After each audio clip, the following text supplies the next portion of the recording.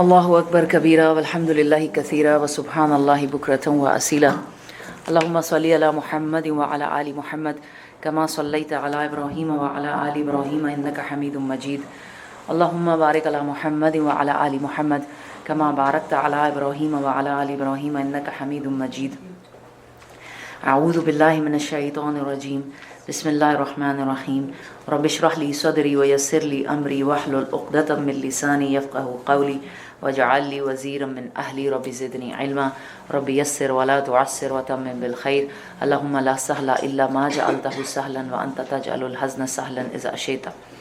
السلام علیکم ورحمۃ اللہ وبرکاتہ۔ وعلیکم السلام ورحمۃ اللہ وبرکاتہ۔ چلیں پھر ہم شروع کرتے ہیں۔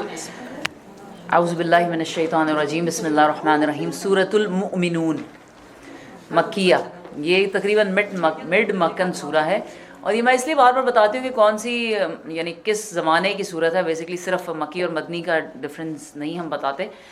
مکی مدنی صورتوں کا تو ڈفرینس آپ کو پتہ نا کہ جو ہجرت سے پہلے نازل ہوئی ہیں وہ سب مکی ہیں، جو ہجرت کے بعد نازل ہیں وہ سب مدنی ہیں، چاہے وہ کسی بھی جگہ پہ نازل ہوئی ہوں۔ جیسے کہ سورہ مائدہ مدنی صورت ہے اور اس کی کچھ آیتیں جو ہیں وہ عین مکے کے اندر خطبہ یعنی حجۃ الوداع کے موقع پہ نازل ہوئی ہیں، لیکن ہے وہ مدنی صورت۔ تو یہ بھی ضروری ہے کہ ہمیں پتہ ہو کہ کون سے ایرا میں نازل ہوئی ہیں، کیونکہ اس حساب سے نا ان کی ٹون بدل جاتی ہے، ان کا سبجیکٹ میٹر چینج ہو رہا ہے، اور دعوت کا جو طریقہ ہے وہ بھی چینج ہو رہا ہے۔ تو اس لیے یہ مڈ مکن سورہ ہے، مڈ مکن سورہ۔ اور آپ دیکھیں گے کہ اس کے اندر اتنی کوئی یعنی زیادہ دعوت کا جو ہے وہ پیغام ہے، زیادہ شروع میں جو آتا ہے نا سبحان اللہ، اس کے اندر یعنی شروع کی جو صورتیں ہیں نا وہ بہت لائٹ موڈ کی ہیں۔ اللہ تعالیٰ صرف دعوت دے رہے ہیں، توحید کی دعوت ہے، رسالت کی دعوت ہے، آخرت کی دعوت ہے۔ اس کے بعد جو مڈ مکن سورہ ہے اس کے اندر زیادہ لاجکس ہیں، اور پھر اللہ تعالیٰ ان کے سوالوں کے جواب دیتے ہیں، اور جیسے آرگیومنٹس ہو رہی ہیں۔ اور یہ جو آخری صورتیں ہیں نا مکے کی وہ بہت ہی اس طرح کی ہیں جیسے ڈرا دینے والی ہے، اور اس کے اندر آخری ان کے اندر یعنی جیسے وعید ہے، اور پھر اللہ تعالیٰ سزا کی انہیں بشارتیں دے رہے ہیں، وہ سب ہے۔ تو آپ دیکھیں گے کہ اٹس اے ویری سافٹ سورہ الحمدللہ، اینڈ ویری لاجیکل آرگیومنٹس اس میں دیے گئے ہیں جو توحید کے منکر لوگ تھے ان کے لیے۔ تو شروع کرتے ہیں، بہت ہی پیاری صورت ہے۔ اللہ سبحانہ تعالیٰ فرماتے ہیں، اور اس کے اندر 6 پوائنٹس جو ہیں وہ کامیاب مومنوں کے لیے اللہ تعالیٰ ایک ایجنڈا دے رہے ہیں کہ وہ کیا ہے۔ بسم اللہ الرحمن الرحیم۔ قد افلح المؤمنون الذین هم صلاتهم خاشعون۔ یقیناً فلاح پائی ایمان لانے والوں نے۔ اچھا فلاح کیا ہے؟ فلاح کہتے ہیں کامیابی کو، تو کامیابی کیا ہے؟ بالکل صحیح ہے۔ اللہ سبحانہ تعالیٰ فرماتے ہیں، سورہ آل عمران کی آیت ہے، اللہ تعالیٰ فرماتے ہیں وَمَنْ زُحْزِحَ عَنِ النَّارِ وَأُدْخِلَ الْجَنَّةَ فَقَدْ فَازَ۔ جو جہنم کی آگ سے بچا لیا گیا اور جنت میں داخل کیا گیا، بس وہی کامیاب۔ وَمَا الْحَيَاةُ الدُّنْيَا إِلَّا مَتَاعُ الْغُرُورِ۔ اور دنیا تو کیا ہے؟ اس کی نہ کامیابی اصل کامیابی ہے، نہ اس کی ناکامی اصل ناکامی ہے۔ But that does not mean کہ آپ دنیا میں بالکل جیسے سب کچھ چھوڑ دیں اور دنیا کو بالکل ہی حاصل کرنے کی کوشش نہ کریں، یہ بھی بالکل نہیں کہا گیا، کیونکہ ہمیں معلوم ہے کہ ایک دعا جو ہمیں سکھائی اللہ سبحانہ تعالیٰ نے وہ کیا ہے؟ ربنا آتنا فی الدنیا حسنۃ۔ اور دنیا کیا ہے؟ مزرۃ الآخرہ۔ دنیا اچھی ہوگی تو آخرت اچھی ہوگی نا۔ اگر دنیا ہی جس کی اچھی نہیں ہے، اس کی آخرت وہ دنیا آخرت کمانے کے بھی قابل نہیں ہوگا۔ تو یہ ایک بیلنس ہے جو کریٹ کرنا ہوتا ہے، لیکن بس یہ کہ دنیا سے دل نہیں لگانا ہوتا۔ تو فلاح کیا ہے؟ وہ 6 پوائنٹ ایجنڈا جو ہے وہ ہم دیکھتے ہیں انشاءاللہ تعالیٰ العظیم۔ دنیا اور آخرت کی کامیابی کے لیے وہ کیا ہے؟ وہ جو اپنی نمازوں میں خشوع اختیار کرتے ہیں۔ خشوع کیا ہے؟ خاشین عین، اس کا مطلب یہ ہوتا ہے کہ ایسی فیلنگز جو انسان کے اوپر طاری ہو جائیں جس کے اندر انسان کی نا آپ کو فیلنگ ہونے لگے کہ آپ کی باڈی نرم پڑ رہی ہے، آپ کی سکن جو ہے نا وہ نرم ہو رہی ہے، ایسی فیلنگ۔ اور کبھی کبھی نماز میں آپ کو جب بالکل آپ ایسے فیل کرتے ہیں کہ آپ اللہ کے سامنے کھڑے ہوئے ہیں، تو آپ کا ایکچولی ہارٹ بھی میلٹ ہونے لگتا ہے اور آپ کی سکن بھی میلٹ ہونے لگتی ہے، آپ کو فیلنگ ہونے لگتی ہے۔ ہمارے لیے تو بہت ہی ریئر یہ فیلنگ ہوتی ہے، لیکن اگر کبھی ہو یہ فیلنگ تو وہ ہے خشوع۔ اور خشوع جو ہے نماز میں وہ یعنی نیچرل نہیں ہوتا، you have to bring it, آپ کو لے کے آنا پڑتا ہے، اس کے لیے دعا مانگنی پڑتی ہے، اس کے لیے محنت کرنی پڑتی ہے، اس کے لیے کوششیں کرنی پڑتی ہیں۔ یہ ایک حدیث ہے، رسول اللہ صلی اللہ علیہ وسلم نے فرمایا۔ اور خشوع جو نہیں ہوتا تو کیا ہوتا ہے؟ حدیث میں آتا ہے کہ ایک مرتبہ نبی صلی اللہ علیہ وسلم نے ایک شخص کو دیکھا کہ نماز پڑھ رہا ہے اور ساتھ ساتھ داڑھی کے بالوں سے کھیل رہا ہے، یعنی داڑھی یعنی جیسے ہم کر رہے ہوتے ہیں، کبھی دوپٹہ صحیح کیا اور کبھی یعنی کبھی ادھر کھجا رہے ہیں، کبھی کھانسی آ رہی ہے، کبھی جمائیاں آ رہی ہیں، تو وہ داڑھی کے بالوں سے کھیلتا جاتا تھا۔ اس پر آپ صلی اللہ علیہ وسلم نے فرمایا اگر اس کے دل میں خشوع ہوتا تو اس کے جسم پر خشوع طاری ہوتا۔ سمجھ میں آئی؟ یعنی جو دل کا خوشو ہوتا ہے وہ جسم پہ آ جاتا ہے. تو دل سے شروع ہوتا ہے خوشو اور وہ جسم پہ آ جاتا ہے.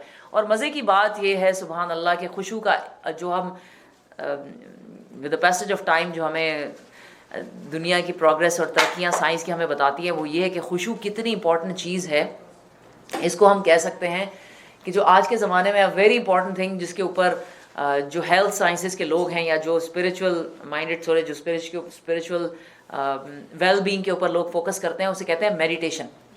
Meditation is very important. وہ کہتے ہیں کہ ہماری زندگیاں جو ہیں وہ اتنی بزی ہیں کہ ہم لوگوں کو کوئی بھی ٹائم نہیں ملتا نہ اپنے لیے نہ کسی بھی چیز کے اوپر فوکس کرنے کے لیے. ہمارا بیسکلی کسی بھی چیز پہ فوکس نہیں ہے. ہم we are all over the place and being a woman we know it we are the bigger target of that. ہم اس کے اوپر زیادہ ہمارے اوپر اثر ہے کیونکہ ہم کیا ہیں, ہم ملٹی ٹاسکنگ کرتے ہیں. ہمارا جو دماغ ہے نا وہ ایک وقت میں 10 جگہوں پہ ہوتا ہے, اس لیے ہم کسی بھی چیز پہ فوکس نہیں کر سکتے.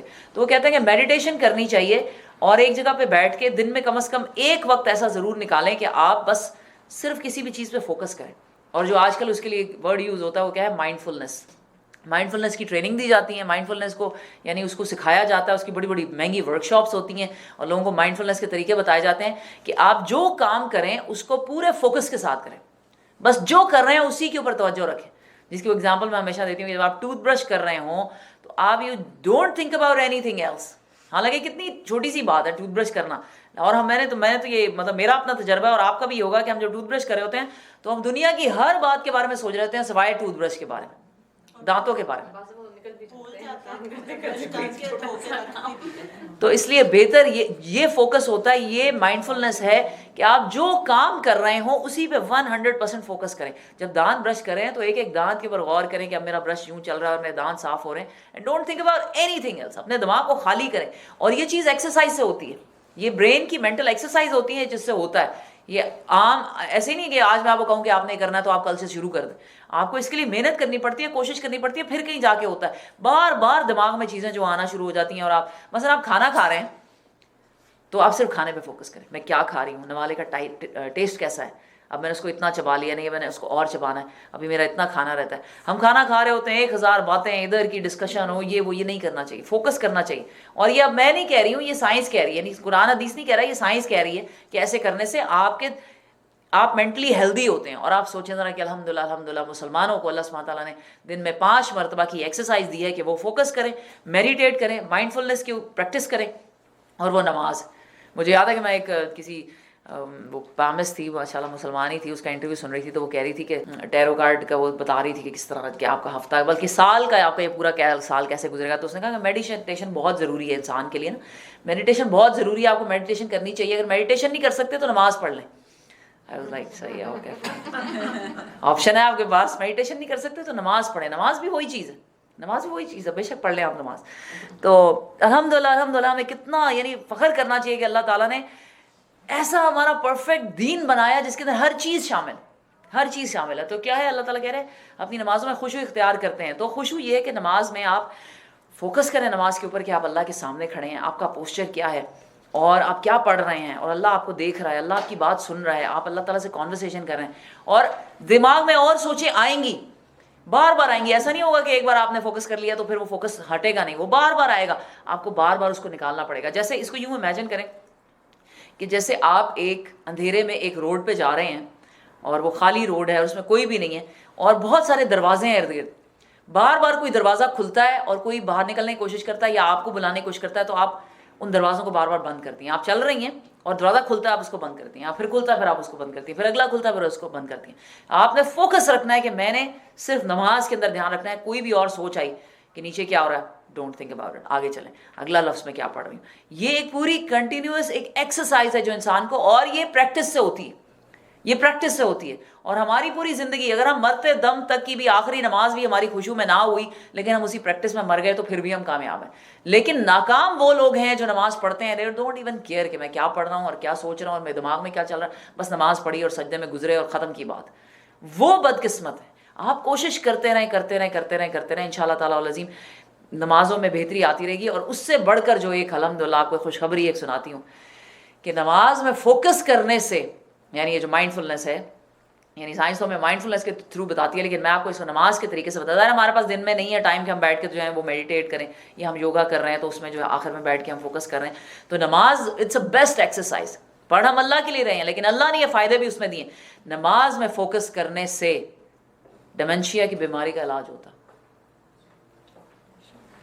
ڈیمنشیا اگر ہے تو وہ ختم ہوتا ہے، اور اگر نہیں ہے تو آنے سے رکتا ہے. Because dementia is somehow some sort of dementia جو ہے that is inevitable with age.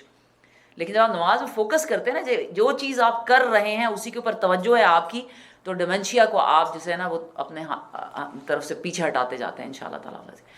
تو اپنی نمازوں میں خشوع کرتے ہیں وہ انشاءاللہ تعالیٰ. اللہ تعالیٰ ہم لوگ کوشش کریں گے اور اللہ تعالیٰ ہماری نمازوں میں خشوع عطا کرے. نہیں ہے خشوع تو دعا مانگیں. ہر نماز سے پہلے جہاں نماز میں کھڑے ہونے سے پہلے کہیں اللہ تعالیٰ میری نماز میں خشوع دے، میری نماز آج کی بیسٹ نماز ہو انشاءاللہ تعالیٰ. نمبر 2 کیا ہے؟ لغویات سے دور رہتے ہیں. والذین هم عن اللغو معرضون. وہ لغویات، لغو کیا ہوتی ہے؟ سمپل ڈیفینیشن ہے جس کا نہ دنیا میں کوئی فائدہ ہے نہ آخرت میں کوئی فائدہ. لغو چیزیں جو بیکار بے مقصد ہیں، جو ہم ٹو کل ٹائم کرتے ہیں، جسٹ ٹو کل ٹائم، حالانکہ ہمیں نہیں پتا when we are killing time actually the time is killing اس.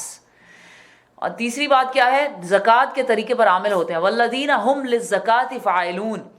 وہ زکوٰۃ یعنی فاعلون، زکوٰۃ فاعلون کا پورا جو زکوٰۃ کا انسٹیٹیوشن ہے اس کو فالو کرتے ہیں. یہ نہیں ہے کہ کوئی پیسے آگے تو کسی کو دے دیا، اور نہیں، بلکہ وہ اپنی زکوٰۃوں کے بارے میں بڑے سخت پرٹیکولر ہوتے ہیں.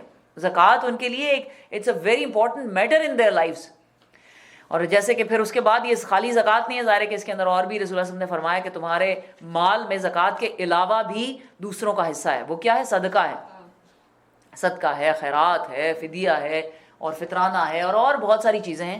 کفرانہ ہے. بہت ساری چیزیں ہوتی ہیں جو انسان کو کبھی اس پہ لازم ہوتی ہیں، کبھی لازم نہیں بھی ہوتی ہیں، لیکن وہ دیتے رہنا چاہیے. تو کیا؟ والذین هم للزکاۃ فاعلون والذین هم لفروجہم حافظون. اور وہ لوگ ہیں جو اپنی شرمگاہوں کی حفاظت کرتے ہیں. الا علی ازواجہم او ما ملکت ایمانہم فانہم غیر ملومین. سوائے اپنی بیویوں کی اور ان عورتوں کے جو ان کی ملک یمین میں ہوں کہ ان پر محفوظ نہ رکھنے میں وہ قابل ملامت نہیں ہیں. البتہ جو اس کے علاوہ کچھ اور چاہیں وہی زیادتی کرنے والے ہیں. نمبر 5 اپنی امانتوں اور اپنے عہد و پیمان کے پاس رکھتے ہیں. رسول اللہ صلی اللہ علیہ وسلم نے فرمایا کہ منافق کی نشانیوں میں سے ایک نشانی یہ ہے کہ وہ جب وعدہ کرے وعدہ خلافی کرے، اور جب اس کے پاس امانت رکھی جائے تو اس میں خیانت کرے. یہ منافق کی پہچان ہے، چاہے وہ اگر رسول اللہ صلی اللہ علیہ وسلم نے ایڈ کیا، چاہے وہ نماز پڑھتا ہو، چاہے وہ روزہ بھی رکھتا ہو. اور اپنی نمبر 6 کیا ہے؟ وہ اپنی نمازوں کی محافظت کرتے ہیں، اپنی نمازوں کی حفاظت کرتے ہیں. نماز ایک پورا انسٹیٹیوشن ہے، اس کو قائم کرتے ہیں. اور نماز یہ نہیں کہ جب دل چاہ پڑھ لیا، جیسا چاہ پڑھ لیا، جہاں پہ خیال آیا پڑھ لیا، کوئی ذرا سی مصروفیت ہوئی تو چھوڑ دی. نماز کو پوری طرح وہ قائم کرتے ہیں اپنی زندگیوں میں اور اپنے ارد گرد میں بھی. یہی وہ لوگ ہیں جو وارث ہیں فردوس کے. اولئک هم الوارثون الذین یرثون الفردوس هم فیہا خالدون. یہ وہ لوگ ہیں جو فردوس کی ان کی میراث ہے اور وہ اس میں ہمیشہ رہیں گے. رسول اللہ صلی اللہ علیہ وسلم نے فرمایا کہ جب بھی اللہ سے جنت مانگو تو جنت الفردوس مانگو، یہ وہ سب سے بڑی جنت ہے. ہم نے انسان کو مٹی کے سط سے بنایا، پھر اسے ایک محفوظ جگہ ٹپکی ہوئی بوند میں تبدیل کیا، پھر اس بوند کو لوتھڑے کی شکل دی، پھر لوتھڑے کی بوٹی بنا دی، پھر بوٹی کی ہڈیاں بنائی، پھر ہڈیوں پر گوشت چڑھایا، پھر اسے ایک دوسری ہی مخلوق بنا کر کھڑا کیا. بس بڑا ہی بابرکت ہے اللہ سب کاریگروں سے اچھا کاریگر. پھر اس کے بعد تم کو ضرور مرنا ہے، پھر قیامت کے روز یقیناً تم اٹھائے جاؤ گے. سبحان اللہ. یہ ڈیٹیل ابھی ہم سورہ حج میں بھی پڑھ چکے ہیں کہ اللہ تعالیٰ نے کیسے بتایا کہ کس چیز سے تمہیں بنایا، اور پوری اس کی جو اللہ تعالیٰ نے ایک ڈسکرپشن دی ہے، detail description. And it has been proven 100% right according to scientific researches. لیکن اس کے اندر جو اس سے بھی زیادہ بڑا میریکل ہے نا، وہ پریگنینسی اٹ سیلف ہے. Pregnancy it self is a big miracle, big miracle. یعنی آپ یہ سوچیں کہ کہتے ہیں کہ جو ہیلدی کپلز ہوتے ہیں نا، وہ according to science 28 to 33 years of age کے جو ہیں کپلز جو ہوتے ہیں وہ ہیلدی ہوتے ہیں پریگنینسی کو کنسیو کرنے کے لیے. اس میں بھی صرف 60% چانسز ہوتے ہیں کہ وہ کنسیو کریں. اگر وہ 6 مہینے تک مسلسل بھی کوشش کرتے رہے نا تو صرف 60% چانسز ہیں کہ وہ کنسیو کریں. باقی 40%، یہ نہیں کہ 100% کنسیپشن ہو جاتی ہے. پرفیکٹلی ایلیجیبل، پرفیکٹلی فزیکلی جو پرفیکٹ لوگ ہوتے ہیں ان کے لیے بھی، جو fine they are healthy and ایوری تھنگ، ان میں بھی پریگنینسی کی یہ چانسز ہوتے ہیں. اور جو ایگ ہوتا ہے نا وہ صرف 12 سے 24 گھنٹے تک زندہ رہتا ہے. جو فیمیل کی طرف سے ہوتا ہے ایگ، دیٹ از اس کی لائف کتنی ہے؟ 12 سے 24 گھنٹے. اور جو سپرم ہوتا ہے جو آدمی کی طرف سے آتا ہے اس کی زندگی صرف 48 آورز ہوتی ہے. اور آپ یہ سوچیں کہ یہ ایک چین آف ایونٹس ہے جو مسلسل چلتی ہے، جہاں کہیں ٹوٹ جائے وہ پریگنینسی ختم ہو جاتی ہے. اور اس میں بھی جو 60% چانسز ہوتے ہیں نا، اس میں بھی 60 to 80% جو ہے نا وہ healthy embryos without any reason وہ فلش آؤٹ ہو جاتے ہیں ود پیریڈس، جو بلڈ ہوتا ہے مینسٹریشن کا.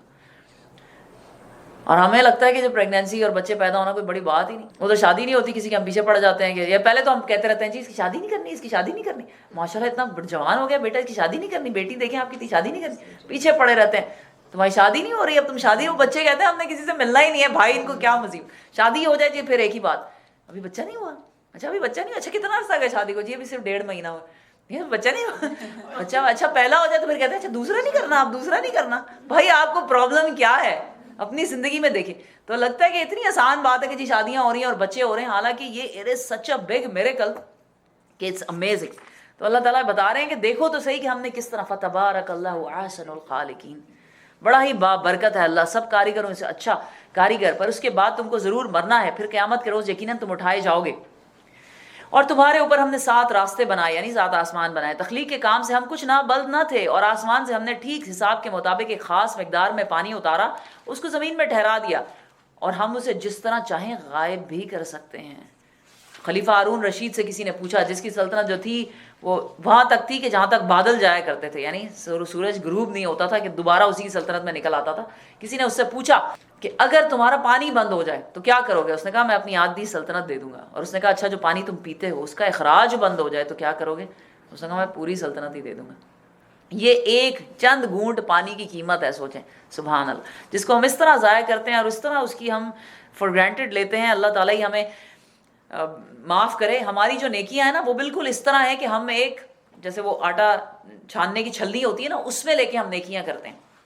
کبھی ہمارے وضو کو پوری طرح دیکھیں کہ اس کے اندر کتنے ہم گناہ کر رہے ہوتے ہیں. آنیسٹلی ایک نیکی کے ساتھ کتنے گناہ ہوتے ہیں.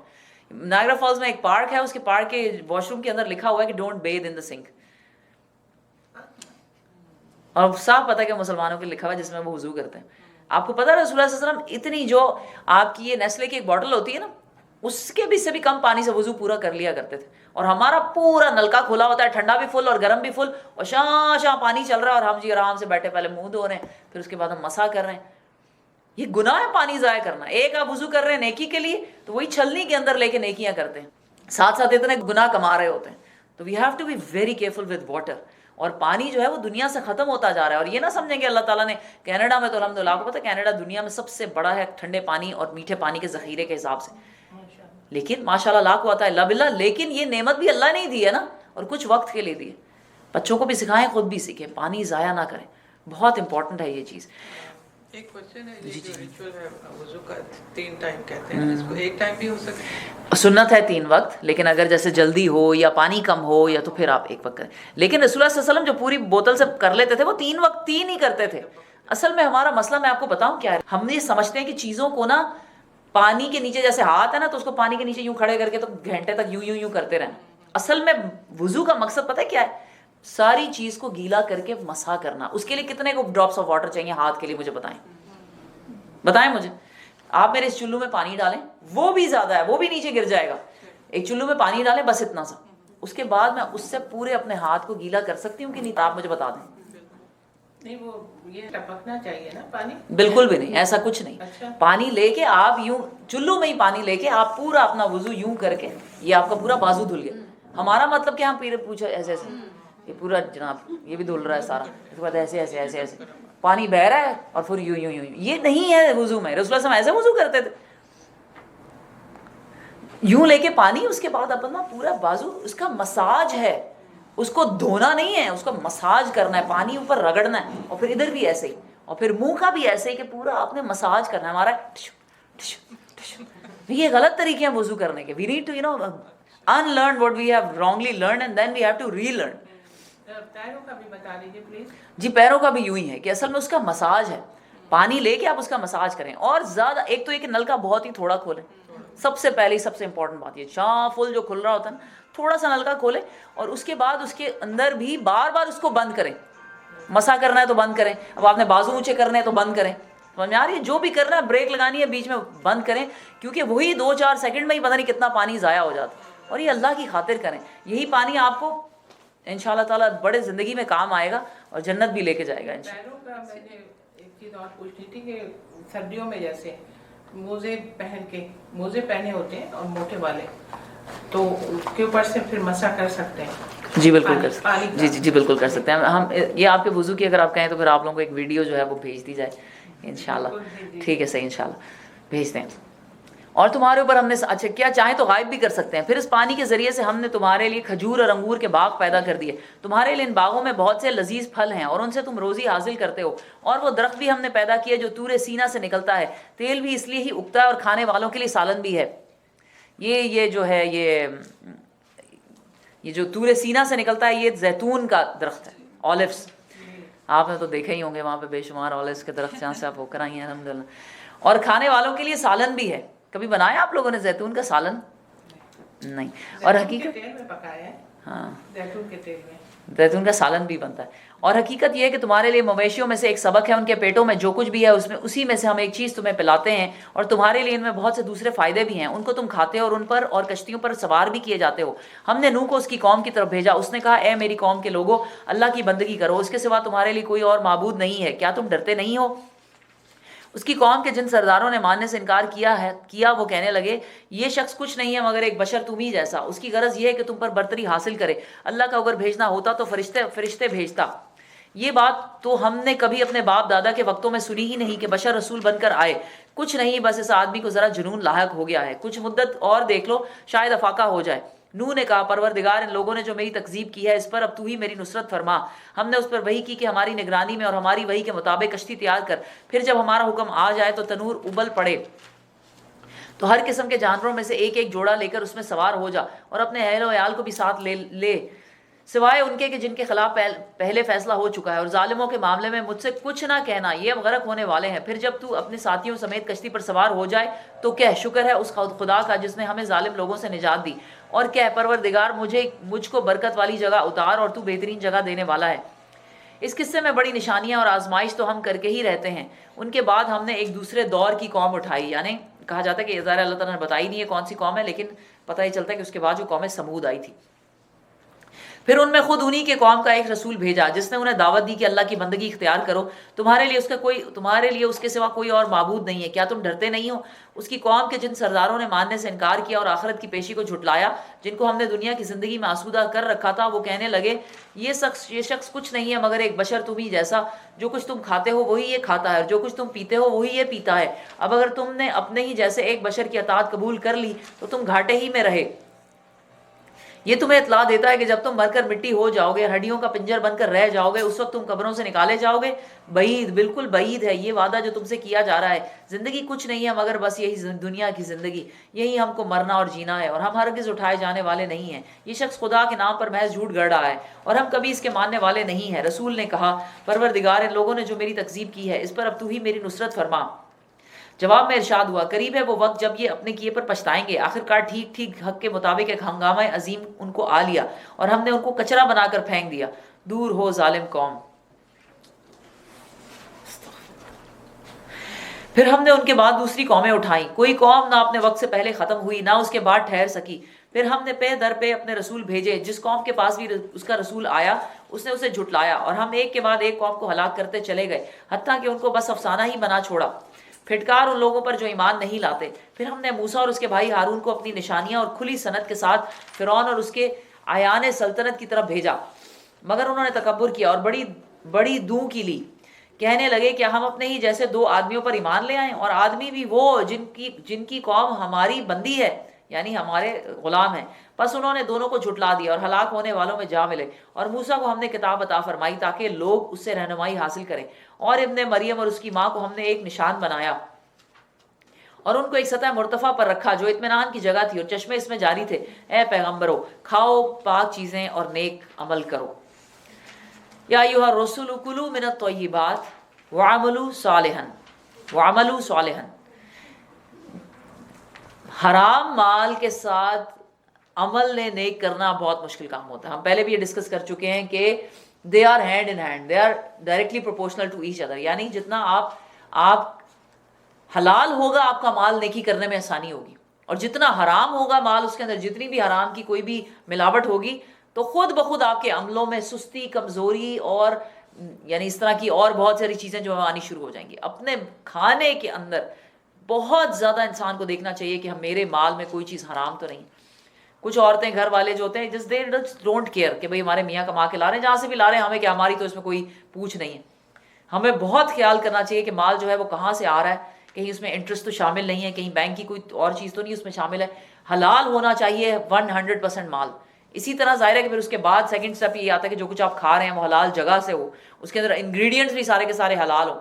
یہ بھی سب کچھ دیکھنا بہت ضروری ہے. لیکن ظاہر ہے کمائی جو ہے وہ سب سے پہلے اور سب سے اوپر کی چیز یہ ہے کہ جو کمایا جا رہا ہے وہ حلال ہونا چاہیے، تبھی انسان نیک بن سکتا ہے. اور میں نے آپ کو پہلے بھی کہا تھا کہ گھر میں اس طرح کے کوئی عمل ہوں اور کبھی برائی پھیل رہی ہو تو ضرور چیک کریں کہ ہمارے مال میں کسی طرح کی ملاوٹ تو نہیں ہے.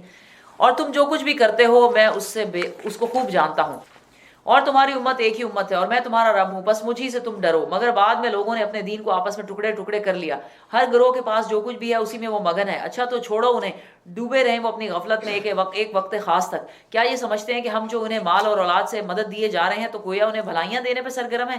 نہیں، اصل معاملے کا انہیں شعور ہی نہیں ہے. بھلائیوں کی طرف دوڑنے والے اور سبقت کر کے انہیں پا لینے والے تو در حقیقت وہ لوگ ہیں جو اپنے رب کے خوف سے ڈرے رہتے ہیں، جو اپنے رب کی آیات پر ایمان لاتے ہیں. بڑی عجیب بات ہے یعنی اگر آپ اس کو سوچیں کہ جو نیک انسان ہوتا ہے، جو 5 وقت کا نمازی ہے، جو انسان نیکیاں کر رہا ہے، صدقہ کر رہا ہے، روزے رکھ رہا ہے، تہجدیں پڑھ رہا ہے، اس کو اللہ سے زیادہ ڈرنا چاہیے یا اس کو کہ جو اللہ کا نافرمان ہے اور گنہگار ہے اور دنیا میں باغی بن کے پھر رہا ہے؟ ڈرنا تو اس کو چاہیے جو گنہگار ہے، لیکن ایسا نہیں ہوتا. وہی جو نیکی کرتے ہیں وہی زیادہ ڈرتے بھی ہیں، وہی اللہ سے ڈرتے رہتے ہیں. یہی لکھا ہوا ہے، بھلائیوں کی طرف دوڑنے والے اور سبقت کر کے انہیں پا لینے والے تو در حقیقت وہ لوگ ہیں جو اپنے رب کے خوف سے ڈرتے رہتے ہیں. وہی ڈرتے ہیں جو نیکی کی طرف جا رہے ہوتے ہیں. عجیب بات ہے یہ، لیکن ہے یہی سچ. اور جو اللہ کے نافرمان ہے وہ کہتے ہیں نہیں دیکھی جائے گی انشاءاللہ تعالیٰ، اللہ بڑے رحمان رحیم ہے، وہ اللہ تعالیٰ تو معاف کرنے والے ہیں. اور کوئی اللہ کے باغی ہیں وہ، اور ان کو اللہ سے بہت زیادہ امیدیں ہیں. اور جو بیچارے خود نیکی میں لگے ہوتے ہیں وہ اور ہی ڈر رہے ہوتے ہیں، پتہ نہیں بھائی نیکیاں قبول ہوتی بھی ہیں کہ نہیں، پتہ نہیں ہم نے گناہ کیے بھی اور گناہ نہ ہم سے کوئی اور ہو گئے ہوں جن کا ہمیں پتہ بھی ہے کہ نہیں. عجیب بات ہے لیکن حقیقت یہی. جو اپنے رب کی آیات پر ایمان لاتے ہیں، جو اپنے رب کے ساتھ کسی کو شریک نہیں کرتے، اور جن کا حال یہ ہے کہ دیتے ہیں جو کچھ بھی دیتے ہیں اور دل ان کے خیال سے کانپتے رہتے ہیں. سبحان اللہ. یعنی کہ وہ والذین یؤتون ما آتوا وقلوبهم وجلۃ انہم الی ربہم راجعون، وہ جو کچھ دیتے بھی ہیں اللہ کی راہ میں پھر بھی ان کے دل جو ہیں وہ اس بات سے کانپتے رہتے ہیں کہ کہیں پتہ نہیں قبول ہوا ہے کہ نہیں ہوا، ہم نے اللہ کے پاس جانا ہے. اور ایسے بھی لوگ ہیں جو نہ دینے والے ہوتے ہیں، سوچیں ایک دفعہ کسی کو دیتے ہیں اور دوسری دفعہ 10 باتیں سناتے ہیں. واقعی ہمارے دل نا پتہ نہیں کیسے ہیں، کیسے ہمارے دل. نہیں دینا نہ دیں، کبھی سائل کو نہ جھڑکیں. کسی نے آپ سے کچھ مانگ لیا ہے نہ جھڑکیں. اور یہ یاد رکھیں، آپ اس پہ آپ اپنی سے کہتے ہیں نا لکھ کر کسی جگہ پہ رکھ لیں کہ صدقہ کبھی ضائع نہیں ہوتا، صدقہ کبھی ضائع نہیں ہوتا. اور ڈاکٹر عذرا بطول کی کتاب میں وہ ان کے میاں جو ہے وہ انہوں نے لکھا ہوا ان کے بارے میں، وہ کہتی ہیں کہ وہ لوگ آتے تھے، ڈاکٹر تھی وہ تو ظاہر اکثر لوگ آتے تھے اور کہتے تھے باجی ہمارے پاس پیسے نہیں ہیں، تو ان کو فری علاج بھی کر دیتی تھی، دوائیاں بھی اپنے پاس سے دے دیتی تھی، بلکہ کہتی ہے رکشے کے پیسے بھی دیتی تھی کہ بیمار ہو پیدل نہ جانا، رکشے کے پیسے، یعنی علاج بھی فری کیا، دوائیوں کے پیسے بھی دیے اور ساتھ رکشے کے پیسے بھی دیے کہ جاؤ. تو کہتی ہے میں دیکھتا تھا اکثر تو میں اسے کہتا تھا کہ پتہ ہے تمہیں لوٹ رہے ہیں، یہ تمہیں دھوکہ دیتے ہیں. تو آگے سے جواب ان کا یہ ہوتا تھا میں جس کے لیے کرتی ہوں نا وہ مجھے کبھی دھوکہ نہیں دے گا، وہ مجھے. اور ہم کتنے یعنی ہم سڑک پہ بھی کھڑا ہوتا ہے نا، نہیں یہ تو ہوگا ہی نہ صحیح، یہ تو ہوگا ایسے ہی. ہماری اپنی ایک عجیب ایک سائیکالوجی چلتی رہتی ہے، نہ دینے کے بہانے ہیں، دل ہے نا وہ تنگ ہو جاتا ہے. حالانکہ حدیث میں آتا ہے، اور یہ بڑی خوبصورت حدیث ہے کہ رسول اللہ صلی اللہ علیہ وسلم نے فرمایا، آپ کو مفہوم سناتی ہوں حدیث کا، پیاری حدیث ہے، سبحان اللہ، اللہم صلی علی محمد وبارک وسلم. ایک آدمی تھا، اس کے دل میں آیا کہ میں آج صدقہ کروں گا، تو رات کو نکلا اندھیرے میں اور اس نے جا کے ایک آدمی کو پیسے دے دیے. صبح لوگوں میں مشہور ہو گیا کہ آج ایک چور کو صدقہ دیا گیا. لوگوں نے باتیں بنانی شروع کر دی، لو جی چور کو صدقہ دیا گیا. وہ بیچارہ بڑا پریشان ہوا کہ اچھا میں چور کو صدقہ دے آیا ہوں. اگلے دن رات کو نکلا کہ اچھا میں پھر صدقہ دیتا ہوں. تو اگلے دن گیا تو اس نے دیکھا کہ ایک عورت بیٹھی ہوئی تھی، تو خاموشی سے جا کے اس کو صدقہ دیا. اگلے دن لوگوں نے باتیں بنائی کہ لو جی ایک جو پروسٹیچیوٹ تھی اس کو صدقہ دیا، یہ جو آدھی زانیہ ہوتی ہے اس کو صدقہ دے دیا گیا. تو وہ پھر بڑا پریشان ہوا کہ ہاں میں اس کو صدقہ دے آیا. تو تیسرے دن نکلا اور اس نے کہا اچھا آج میں پھر صدقہ دیتا ہوں. تو گیا تو ایک آدمی چل رہا تھا راستے میں، تو پھر اس کو صدقہ پکڑا کے تو آ گیا. اگلے دن مشہور ہو گیا، لوگوں نے کہا جی ایک مالدار کو کسی نے صدقہ دے دیا. وہ بیچارہ رات کو بیٹھا, اس نے کہا یا اللہ میں صدقہ دیتا ہوں, اور میرا صدقہ, پہلا صدقہ میں نے چور کو دیا, دوسرا صدقہ میں نے زانیہ کو دیا, تیسرا صدقہ میں ایک امیر آدمی کو دے آیا ہوں, یہ کیا ہو رہا ہے؟ تو اس رات وہ سویا تو ایک آدمی اس کی خواب میں آیا اور اس نے کہا کہ تم نے پہلی رات جو چور کو صدقہ دیا تھا نا, اس رات وہ چوری کے لیے نکلا تھا اور اس نے چوری نہیں کی کیونکہ تم نے اسے صدقہ دے دیا. تو دوسری رات تم نے جس پروسٹیچیوٹ کو صدقہ دیا تھا اس رات اس نے زنا نہیں کیا کیونکہ تم نے اسے صدقہ دے دیا تھا. اور تیسری رات تم نے جس مالدار کو صدقہ دیا تھا وہ صدقہ لے کے اسے شرم آئی اور اس نے سوچا کہ آج سے میں بھی صدقہ شروع کر دیتا ہوں. سوچیں ذرا کتنی پیاری حدیث. اور ہم سوچنے لگ جاتے ہیں کہ نہیں ہم نے 1 2 3 ہمارا صدقہ کہاں جا رہا ہے اور کس طرح, تو وہ دے کے بھی ڈرتے رہتے ہیں کہ پتہ نہیں ہماری جو ہے وہ مال ہمارا قبول ہوتا ہے کہ نہیں ہوتا, کہ ہمیں اپنے رب کی طرف پلٹنا ہے. ہم کسی شخص کو اس کی مقدرت سے زیادہ تکلیف نہیں دیتے, نہ اس سے مانگتے ہیں کہ دو جو تمہارے پاس ہے ہی نہیں. اور ہمارے پاس ایک کتاب ہے جو ہر ایک کا حال ٹھیک ٹھیک بتا دینے والی ہے, یعنی کون سی؟ نامہ اعمال جو لکھی جا رہی ہے. اور لوگوں پر ظلم بہرحال نہیں کیا جائے گا, مگر یہ لوگ اس معاملے میں بے خبر ہیں اور ان کے اعمال بھی اس طریقے سے جس کا اوپر ذکر کیا گیا ہے مختلف ہیں. وہ اپنے یہ کرتوت کیے چلے جائیں گے یہاں تک کہ جب ہم ان کے عیاشوں کو عذاب میں پکڑ لیں گے تو پھر وہ ڈکارنا شروع کر دیں گے, اب بند کرو اپنی فریاد و فغاں, ہماری طرف سے اب کوئی مدت تمہیں نہیں ملنی. میری آیات سنائی جاتی تھی تو تم رسول کی آواز سنتے ہی الٹے پاؤں بھاگ نکلتے تھے, اپنے گھمنڈ میں اس کو خاطر ہی میں نہ لاتے تھے, اپنے چوپالوں میں اس پر باتیں چھانٹتے اور بکواس کیا کرتے تھے. تو کیا ان لوگوں نے کبھی اس کلام پر غور نہیں کیا, یا وہ کوئی ایسی بات لایا ہے جو کبھی ان کے اسلاف کے پاس نہ آئی تھی, یا یہ اپنے رسول سے کبھی کے واقف ہی نہ تھے؟ انجانا آدمی ہونے کے باعث اس سے بدکتے ہیں, یا یہ اس بات کے قائل ہیں کہ وہ مجنون ہے؟ نہیں, بلکہ وہ حق لایا ہے, حق ہی ان کی اکثریت کو ناگوار ہے. اور حق اگر کہیں ان کی خواہشات کے پیچھے چلتا تو زمین اور آسمان اور ان کی ساری آبادی کو نظام درم برم ہو جاتا. نہیں, بلکہ ہم ان کو اپنا ہی ذکر ان کے پاس لائے ہیں اور وہ اپنے ذکر سے منہ موڑے ہوئے. یعنی کہ اگر یہ حق جو ہے ان کی مرضی کے مطابق ہوتا نا, جو یہ چاہ رہے ہیں وہ آ جاتا, تو زمین کا آسمان اور کا سارا نظام جو ہے درم بھرم ہو جاتا. یہ دنیا چلانے والے نا صرف وہی لوگ ہیں جو اللہ کی مرضی پہ چل رہے ہیں. یہ دنیا کا جو نظام تھوڑا بہت بھی ٹھیک چل رہا ہے نا, وہ انہی کی وجہ سے ہے جو صحیح اور حق کے راستے پہ چل رہے ہیں. اگر وہ اس دنیا سے ختم ہو جائیں تو خود بخود قیامت آ جائے گی. یعنی اللہ تو ایک لے کر ہی آئیں گے, وہ ہے کہ جب دنیا میں کوئی نیک انسان رہے گا ہی نہیں تو قیامت آ جائے گی. لیکن دنیا میں فساد ہی اتنا پھیل جائے گا اور اصلاح کرنے والا ہی کوئی نہیں رہے گا کہ دنیا میں جو ہے وہ خود بخود قیامت آ جائے گی. کیا تو ان سے کچھ مانگ رہا ہے؟ تیرے لیے تیرے رب کا دیا ہی بہتر ہے اور وہ بہترین رازق ہے. تو ان کو سیدھے راستے کی طرف بلا رہا ہے. مگر جو لوگ آخرت کو نہیں مانتے, وہ راہ راست سے ہٹ کر چلنا چاہتے ہیں, اگر ہم ان پر رحم کریں اور وہ تکلیف جس میں آج کل یہ مبتلا ہیں دور کر دیں تو یہ اپنی سرکشی میں بالکل ہی بہک جائیں گے. ان کا حال تو یہ ہے کہ ہم نے انہیں تکلیف میں مبتلا کیا, پھر بھی یہ اپنے رب کے آگے نہ جھکے, نہ عاجزی اختیار کرتے ہیں. البتہ جو نوبت یہاں تک پہنچ جائے گی کہ ہم ان پر سخت عذاب کا دروازہ کھول دیں گے تو یکایک تم دیکھو گے اس حالت میں یہ ہر خیر سے مایوس ہیں. وہ اللہ ہی تو ہے جس نے تمہیں سننے اور دیکھنے کی قوتیں دی ہیں اور سوچنے کو دل دیے ہیں, مگر تم لوگ کم ہی شکر گزار ہوتے ہو. وہی ہے جس نے تمہیں زمین میں پھیلایا اور اسی کی طرف تم سمیٹے جاؤ گے. وہی زندگی بخشتا ہے, وہی موت دیتا ہے. گردش لیل و نہار اسی کے قبضہ قدرت میں ہے. کیا تمہاری سمجھ میں یہ بات نہیں آتی؟ مگر یہ لوگ وہی کچھ کہتے ہیں جو ان کے پیش رو کہہ چکے ہیں. یہ کہتے ہیں کہ کیا جب ہم مر کے مٹی ہو جائیں گے اور ہڈیوں کا پنجر بن کے رہ جائیں گے تو ہم کو پھر زندہ کر کے اٹھایا جائے گا؟ ہم نے بھی یہ وعدے بہت سنے ہیں اور ہم سے پہلے ہمارے باپ دادا بھی سنتے رہے ہیں. یہ محض افسانہ ہائے پارینہ ہے. ان سے کہو بتاؤ اگر تم جانتے ہو کہ یہ زمین اور اس کی ساری آبادی کس کی ہے؟ یہ ضرور کہیں گے اللہ کی. کہو پھر تم ہوش میں کیوں نہیں آتے؟ ان سے پوچھو ساتوں آسمانوں اور عرش عظیم کا مالک کون ہے؟ یہ ضرور کہیں گے اللہ. کہو پھر تم ڈرتے کیوں نہیں؟ ان سے کہو بتاؤ اگر تم جانتے ہو کہ ہر چیز پر اقتدار کس کا ہے اور کون ہے جو پناہ دیتا ہے اور اس کے مقابلے میں کوئی پناہ نہیں دے سکتا. یہ ضرور کہیں گے یہ بات تو اللہ ہی کے لیے ہے. کہو پھر کہاں سے تم دھوکا لگتا ہے؟ جو امر حق ہے وہ ہم ان کے سامنے لے آئیں گے اور کوئی شک نہیں کہ یہ لوگ جھوٹے ہیں. اللہ نے کسی کو اپنی اولاد نہیں بنایا اور کوئی دوسرا خدا اس کے ساتھ نہیں ہے. اگر ایسا ہوتا تو ہر خدا اپنی خلق کو لے کر الگ ہو جاتا اور پھر وہ ایک دوسرے پر چڑھ دوڑتے. پاک ہے اللہ ان باتوں سے جو یہ لوگ بناتے ہیں.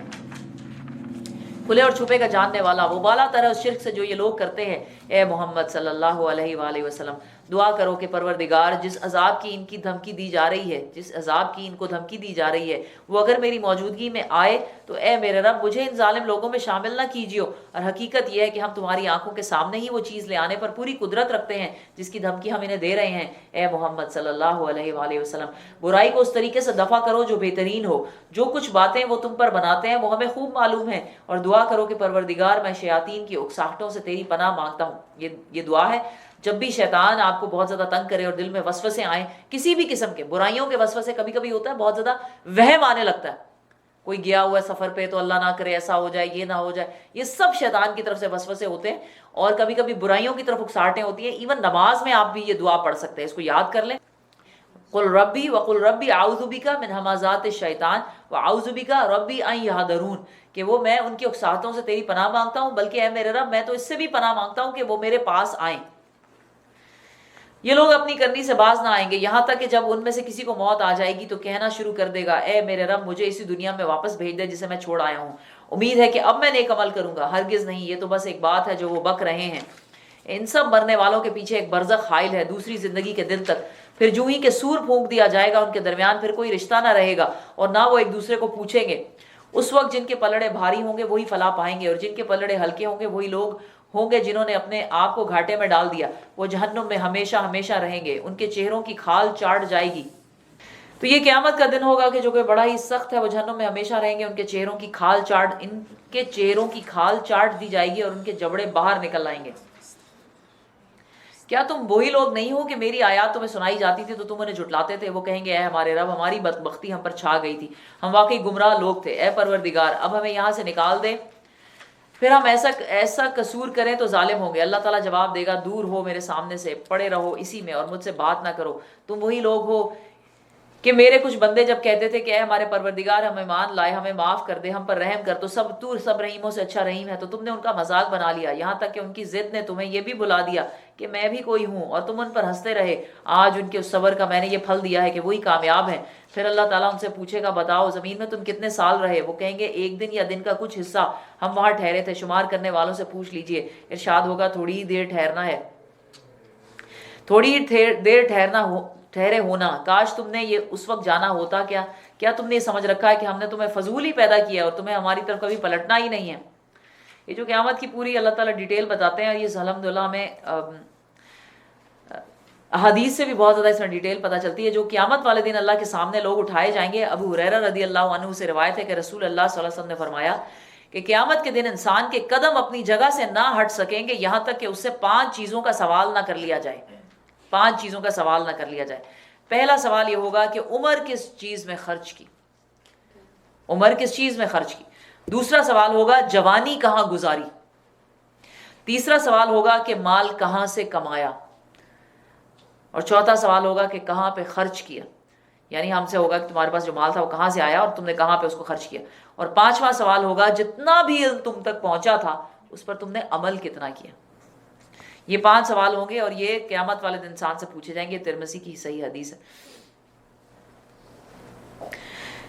پس بالا و برتر ہے اللہ بادشاہ حقیقی، کوئی خدا اس کے سوا نہیں ہے، مالک ہے عرش بزرگ کا، اور جو کوئی اللہ کے ساتھ کسی اور معبود کو پکارے جس کے لیے اس کے پاس کوئی دلیل نہیں ہے تو اس کا حساب اس کے رب کے پاس ہے، ایسے کافر کبھی فلاح نہیں پا سکتے۔ اے محمد صلی اللہ علیہ وآلہ وسلم میرے رب کہو، میرے رب درگزر فرما اور رحم کر، اور تو سب رحیموں سے اچھا رحم کرنے والا ہے۔ وقل رب اغفر وارحم وانت خیر الراحمین۔ یہاں پہ سورۃ مؤمنون ختم ہوئی اور اب ہم سورہ النور شروع کرتے ہیں۔ سورہ نور جو ہے یہ مدنی سورت ہے اور غزوہ بنی المصطلق کے بعد نازل ہوئی ہے۔ غزوہ بنی المصطلق وہ غزوہ تھا کہ جس کے اندر رسول اللہ صلی اللہ علیہ وسلم اپنی ازواج میں سے حضرت عائشہ رضی اللہ عنہا کو اپنے ساتھ لے کر گئے تھے، اور اس کا جو ایک میجر مضمون جو ہے، سبجیکٹ جو ہے، وہ واقعہ افک ہے، وہ الزام ہے جو حضرت عائشہ رضی اللہ عنہا پہ لگا تھا اور ان کی برات کے اوپر ہے یہ وہ پورا واقعہ۔ باقی سورت نور یہ اپنے نام سے بھی ظاہر ہے کہ یہ روشنی دینے والی سورت ہے، روشنی دینے والی سورت ہے، and it is a very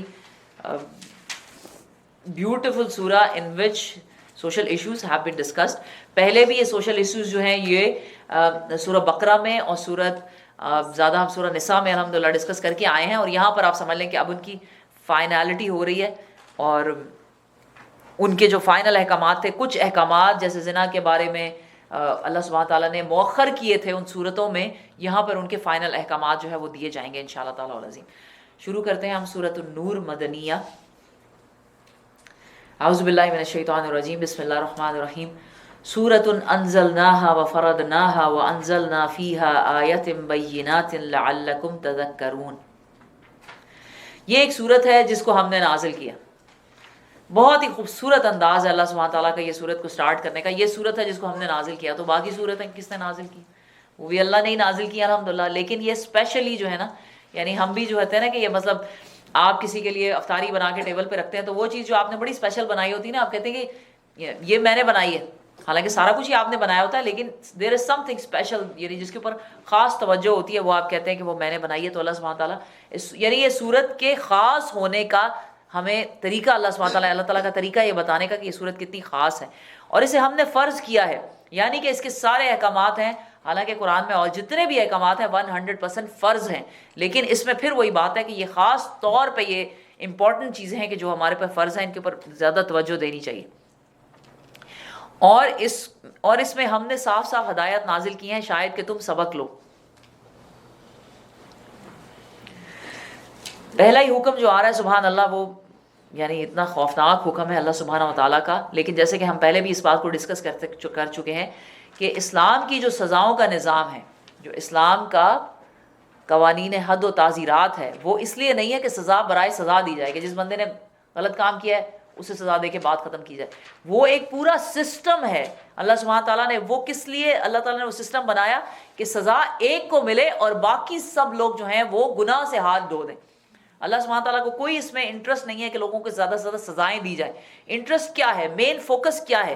وہ یہ کہ معاشرہ برائیوں سے پاک ہو جائے. یہ انٹرسٹ ہے بیسکلی. یہ اس کا آبجیکٹو ہے ان سزاؤں کا کہ ایسا معاشرہ بنے جس میں برائیاں کم سے کم ہوں. اس کے لیے سارے کے سارے احکامات بھی دیے جاتے ہیں اور سزائیں بھی وہ دی جاتی ہیں کہ جن کی وجہ سے معاشرہ جو ہے وہ ایک پاکیزہ معاشرہ بنے. اسی لیے جو سزائیں ہیں وہ سر عام دینے کا حکم دیا گیا ہے، اور سزائیں بھی سخت ہیں.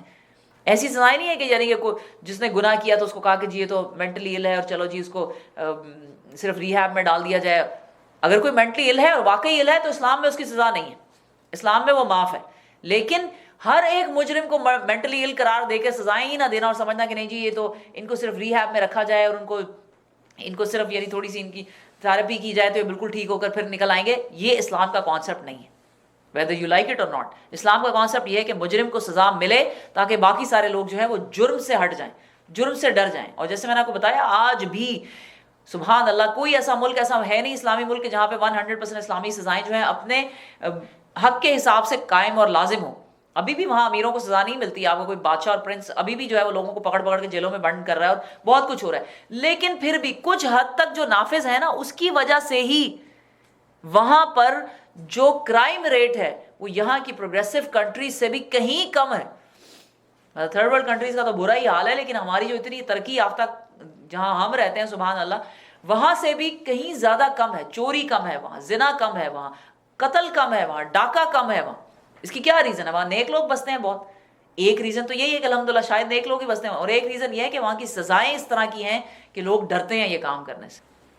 تو زانیہ عورت اور زانی مرد دونوں میں سے ہر ایک کو 100 کوڑے مارو. اب یہاں سے جو یہ سزا شروع ہوئی، بات ہی اس طرح شروع ہوتی ہے اور انسان کا دل جو ہے وہ دہل جاتا ہے. آپ کو پیچھے بیک گراؤنڈ پورا کا پورا یاد رکھنا چاہیے کہ اللہ تعالیٰ کے نزدیک معاشرہ بہت امپورٹنٹ ہے. ہم اس دنیا میں آئے ہیں کوئی ایسے نہیں کرنا ہے کہ جو مرضی جیسے مرضی جیے اور کھاؤ پیو اور زندگی گزارو اور چلے جاؤ.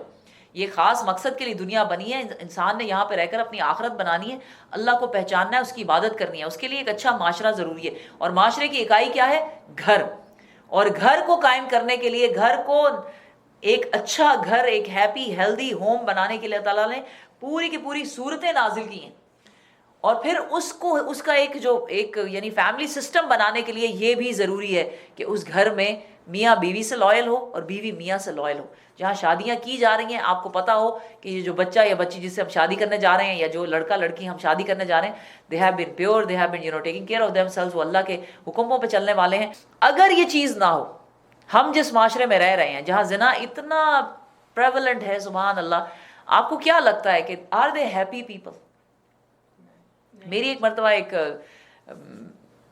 ایک یعنی نان مسلم ایک آدمی سے بات ہو رہی تھی، تو اس نے یہ کہا تھا سبحان اللہ، یعنی ڈسکشن اس بات پہ ہو رہی تھی کہ سبحان اللہ یعنی اسلام کا نظام بہتر ہے یا یعنی ویسٹ کا سسٹم بہتر ہے. تو اس نے کہا کہ میں کسی بھی عورت پر ٹرسٹ نہیں کر سکتا ہوں جہاں پہ میں رہتا ہوں. امریکن تھا وہ. اس نے کہا کہ میں جہاں رہتا ہوں نا، میں شادی کرنے کے لیے کسی بھی عورت پہ ٹرسٹ نہیں کر سکتا ہوں. یعنی آئی جسٹ کی ناٹ ٹرسٹ اینی. اب میں زندگی میں پتہ نہیں کتنی عورتوں کے ساتھ میری دوستی رہی اور جو کچھ بھی ہوا, لیکن میں ان میں سے کسی کے اوپر اتنا ٹرسٹ نہیں کرتا تھا کہ میں اس سے شادی کر سکوں. تو آپ سوچیں جہاں پہ کسی عورت کے اوپر کوئی ٹرسٹ ہی نہ ہو. اب اگر شادی ہو بھی جاتی ہے تو کیا وہ دل کا سکون کبھی ہوتا ہے, آپ کو میسر ہوتا ہے؟ الحمدللہ الحمدللہ. آپ سوچیں تو صحیح کہ ہمیں کتنا سکون ہے نا کہ ہم جس معاشرے میں رہتے ہیں, جو اسلام نے ہمیں گھر دیے ہیں, یا ہم جس سوسائٹی سے بلانگ کرتے ہیں, کہ نہ ہمارے میاں جو ہیں وہ کبھی غلط کام میں لگیں گے, اور ان کو یہ سکون ہے کہ بیویاں کسی غلط کام میں نہیں لگیں گی. یہ اللہ کا ڈر ہے جس کی وجہ سے ایسا ہے نا. ایک وہ ذہنی سکون ہے جسے لے کر ہم گھر جاتے ہیں اور ہمارے میاں گھر سے نکلتے ہیں. یہ ایک پورا معاشرہ, ایک سسٹم ہے, اور یہ کتنی بڑی اللہ کی نعمت ہے. لیکن یہ نعمت ایسے ہی نہیں ہو جاتی, اس کے لیے پورا ایک سسٹم اور ایک پوری سزاؤں کا نظام اور پورا غد بصر کے احکامات اور پردے کے احکامات, اور کس طرح اللہ تعالیٰ یہ باتیں بتاتے ہیں. پھر کہیں جا کے یہ سکون آتا ہے, پھر کہیں جا کے ایسا معاشرہ بنتا ہے. اب جہاں پہ ہم رہتے ہیں, آپ سوچیں کہ یہ سنگل مدر ہونا یہ کوئی چھوٹی بات ہے. کتنی تکلیفوں سے وہ عورتیں بیچاریاں گزرتی ہیں, اکیلے بچے کو پالنا ہم امیجن بھی نہیں کر سکتے. ہمارے لیے کتنا مشکل ہے یہ کام. یعنی ایکسیپشنز ہمارے میں بھی ہیں, ایسی عورتیں اللہ تعالیٰ نے ان کو ظاہر کہ صبر اور ہمت اور حوصلہ دیا ہوا اور کر رہی ہیں ماشاءاللہ. لیکن عام جنرلی ایسا ہی ہو, یہاں تو میجورٹی اب ایسے ہی ہے نا, سنگل مدرز ہی. جہاں اٹھا کے دیکھو. اور اس سے بھی بڑھ کر جو حالات ہیں نا, یقین کریں میری فرینڈ نے ایک فاسٹرنگ شروع کی ہے, اور جو پہلی جو مطلب ابھی تک ماشاءاللہ کوئی 3-4 بچے اس کے پاس آئے ہیں, جو بچہ اس کے بعد دوسرا بچی جو آئی تھی نا, اتنی پیاری وہ بچی تھی. اور وہ بچی پتہ کس کی بچی تھی؟ ہائی اسکول کی لڑکی تھی, 18 سال کی وہ لڑکی تھی, اور 18 ہی سال کا اس کا کلاس فیلو بوائے فرینڈ تھا. اور وہ دونوں یعنی وہ پریگننٹ ہوئی اور وہ بچی پیدا ہو گئی. اور اب وہ کیونکہ بچی ابھی انڈر ایج ہے, خود وہ بچی کو یعنی 18 کی بھی نہیں تھی, تو گورنمنٹ اس کو بچی دینے کے نہیں دے رہی, اور وہ بچی جو ہے وہ فاسٹرنگ میں چلی گئی. اور یہ ہر دوسرے چوتھے پانچویں گھر کا حال یہ نہیں ہے. اور اب جو بچی اس کے پاس ہے, سبحان اللہ, وہ بہت ہی پیاری بچی ہے. وہ ایک, اور میں آپ کو پہلے بھی یہ بات بتا چکی ہوں, اتنی وہ پیاری بچی ہے, اور ہمارے جیسی وہ لگتی ہے, ظاہر سکھوں کی بچی ہے, وہ دیسی, تو ہم اس کو دیکھ کے کہتے ہیں کہ یہ تو سبھی تمہاری بیٹی لگتی ہے ماشاءاللہ. وہ ایک سکھنی کی بچی ہے, اور وہ ماں جو تھی وہ ہیروئن کی ایڈکٹ تھی, اور 9 مہینے ہیروئن پیتی رہی. اور بچی جو ہے جب پیدا ہوئی ہے, ظاہر ہے کہ وہ بھی یعنی باپ اس کا نہیں ہے, کون تھا باپ کا پتہ بھی نہیں, کہ خیر اب پتہ کرایا تو پتہ چلا کہ کون ہے باپ, خود بھی جیل میں بیچارہ. تو ماں جو ہے وہ 9 مہینے ایڈکشن میں رہی, اور جو بچی پیدا ہوئی اس کو سیجرز ہوتے تھے, اس کو فٹس پڑتے تھے. 1.5 مہینہ کے پتہ نہیں اس کے آگے آس پاس بچی ہاسپٹل میں رہی. اور کیونکہ اس نے تو ظاہر پہلے ہی اپلائی کر دیا ہوا تھا, تو یہ اس کے ساتھ ہاسپٹل میں رہی ہے اس بچی کے ساتھ. اور کہتی ہے کہ بچی پورا جسم اس کا نیلا ہو جاتا تھا, اور وہ یوں یوں یوں یوں کانپتی تھی, اور اس کو بچی کو ہیروئن کے انجیکشن لگاتے تھے, کیونکہ ایک دم وہ چھوڑ نہیں سکتے تھے اس کو. یہ حشر تھا. آپ یہ سوچیں گے جس معاشرے میں, اور یہ زنا اور یہ سب, یہ کیا ان بس یقین کریں ان بچوں پہ, اور ان بچوں پہ تو اتنا پیار آتا ہے انسان کو کہ ان کا کیا قصور ہے نا. یہ جو میرا جسم میری مرضی ہے, میرا جسم میری مرضی ہے, تو بھائی وہ جو ایک تیسری جان دنیا میں آ رہی ہے اس کی کوئی مرضی نہیں, اس کے کوئی اصول, اس کے کوئی رائٹس نہیں.